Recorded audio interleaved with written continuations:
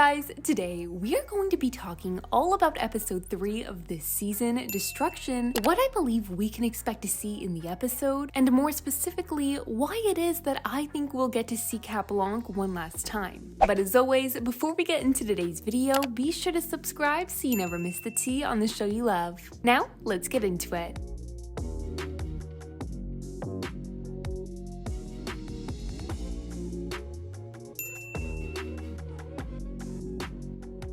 So just by the title alone and recognizing the theme in which the episodes will be following this season, we can already assume that this episode may be revolving around the Black Cat Miraculous, Cat Noir, or possibly Cat Blanc. For the longest time now, many of us have been awaiting for the moment in which Cat Noir finally finds out about his past akumatization, in which has and continues to heavily traumatize Ladybug, and with the already early development these two have been having, I think that this season would make for the perfect opportunity for Cat Blanc to have that final appearance and conclusion. Throughout last season, not only was he shown time and time again to remind us that the thought of it all still haunts Marinette/Ladybug, but also that until she can discuss this with Cat Noir, only then will they be able to grow past this, and there's no better relationship that represents what Ladybug and Cat Noir can and need to be than Alia and Nino.